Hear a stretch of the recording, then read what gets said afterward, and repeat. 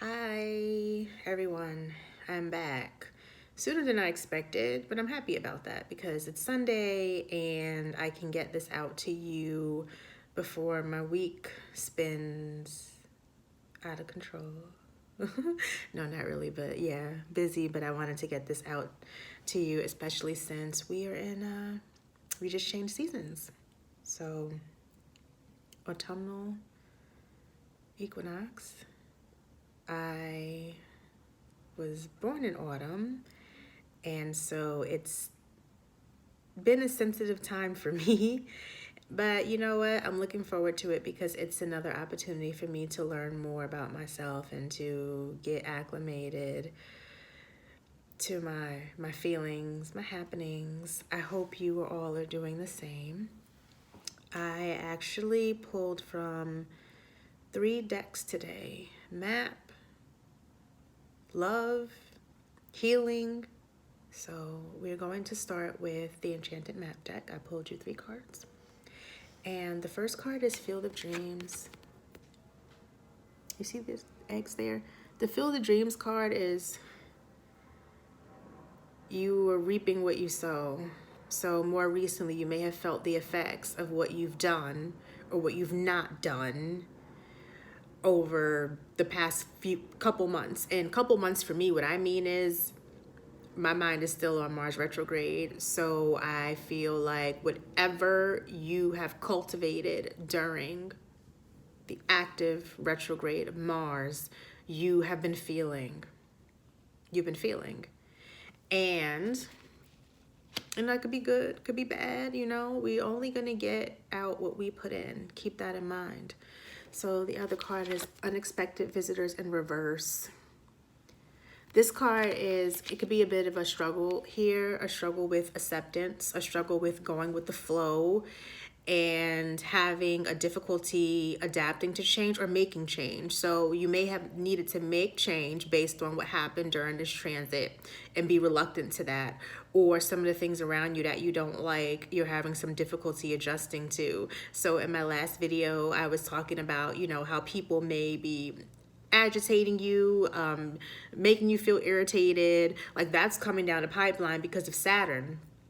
And I got frustrated, with something that was happening, in my occupation. And, it got under my skin. So I told someone and they told me, hey, you knew this was going to happen. So why is it bothering you? You told everyone this was going to happen. So why is this bothering you? And, that's great because it is one of those, it's accountability. And that's wonderful. And if you can have anyone in your life who can help you be accountable for where you're trying to go and what you're trying to do, it's very special. So, on that note, that could be a similar collective energy. There's something that you know is in existence, something that you know is going on, and you don't like it, and it's getting under your skin. This Unexpected Visitors card is asking us to try to see this in a different way, or adapt to it, or make a change. We might have to adapt to the changes that are being made for us as well. And that could be difficult.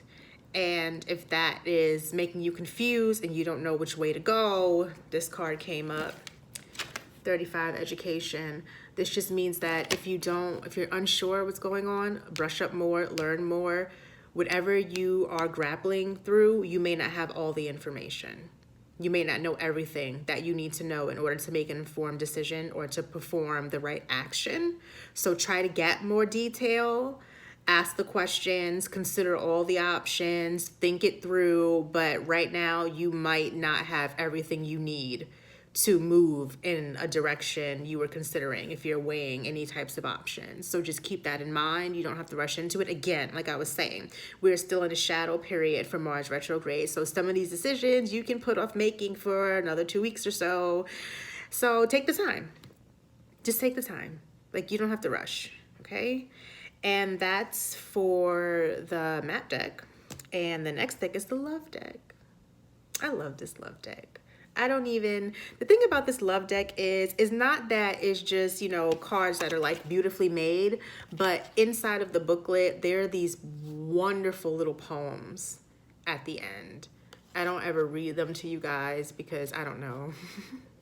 This is one of those private kind of decks, and if you are into oracle reading yourself, I highly recommend you getting this love deck. Let me just, Journey of Love, so you can see. Journey of Love, it is fantastic. Okay. So this card that I just flashed to you briefly, I'll do it again, just for a moment. Joy. So this card is asking you to let go all of the attachments that you have to things that are bothering you, affecting you in life, all the stories, because they're stories, right? When we start letting the wheels turn in our head and we try to piece together scenarios and we try to make assumptions or try to play out how things are going to particularly go, that's a story, and that can take us in a direction that we're not intended to go unnecessarily as well. And when we have these attachments to what we think is going to happen with no basis for it necessarily, it blocks our joy.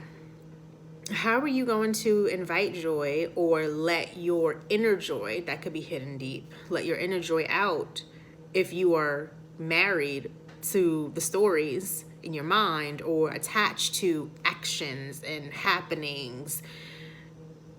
This card is asking if you could just clear that away just for a moment and just feel a sense of joy or a sense of ease just inside. You know, we all get worked up. We have a range of emotions, and it's fine to feel those emotions, but it's just that once we start attaching those emotions to stories, that's when we go down a rabbit hole and we start being connected to these actions and triggering these emotions over and over and over again. It's important to not attach everything you feel to a story, especially if it's just something that, you know, you put together in your mind based on what you think it's going to happen. That's not being present. And if you aren't present, how can you be joyful? So work to be present.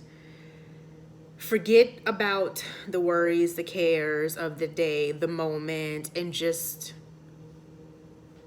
do something that makes you feel joyful. Write a list of what makes you feel joyful. You know, I was reading this book, All the Joy You Can Stand, by Deborah Nagandi. And that's one of the tasks. Write down the things that make you joyful. You should do that. Do it.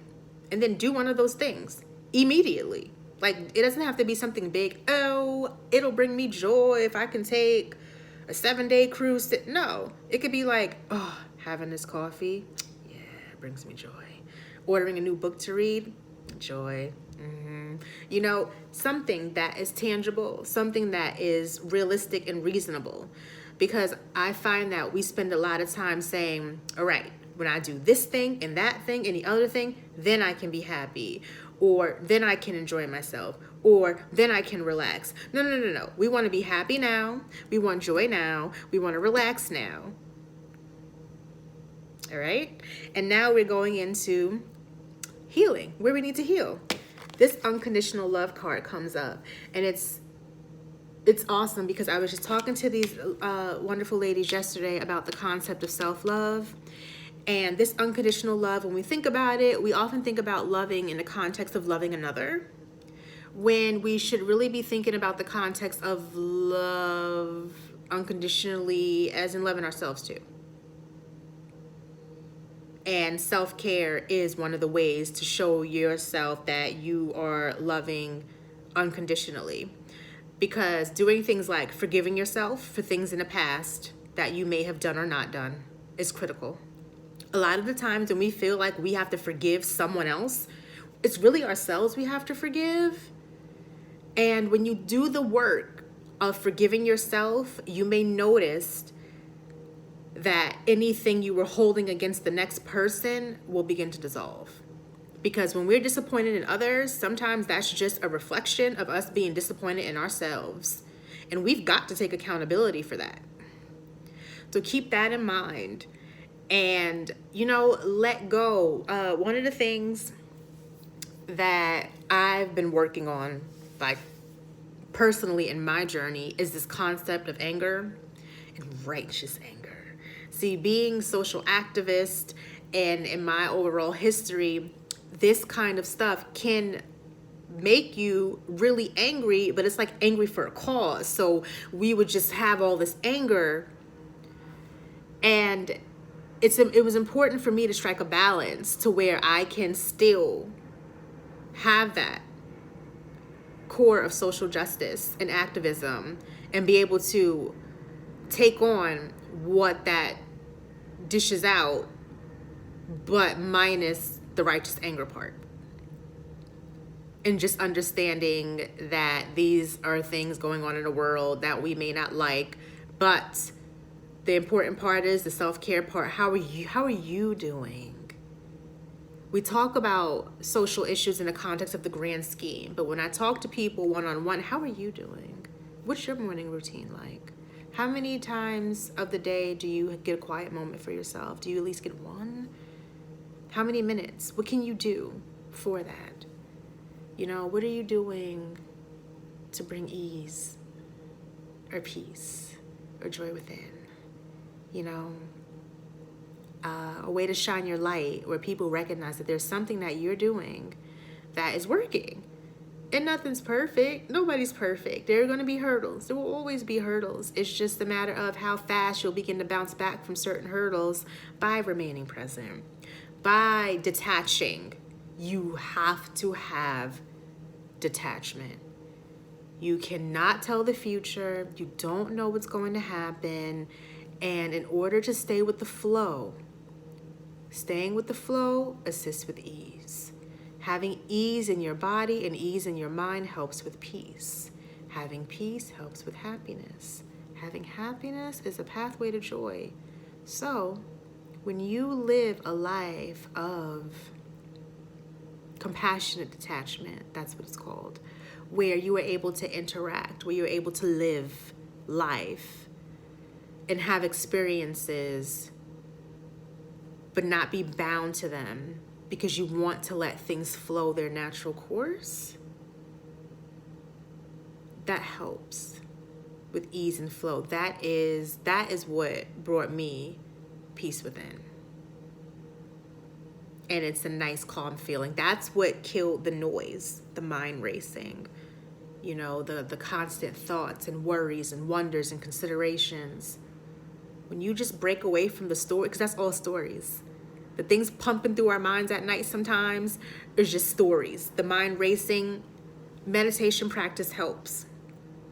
So, and I was mentioning it to a woman yesterday, if she had a meditation practice because of some of the medical issues that she had, because having a meditation practice helps to quiet the discord, but you must commit to it.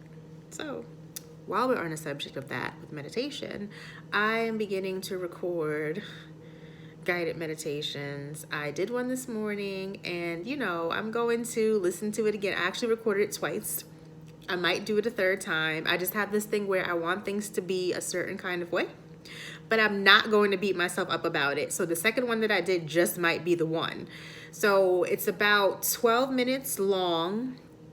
As my subscribers, if you are interested, I will gladly send you the audio for this meditation, this guided meditation. It is called You Are Enough. So if you would like a copy of that meditation, I'm going to give this to my subscribers for free. So this means that as my subscriber, you must email me.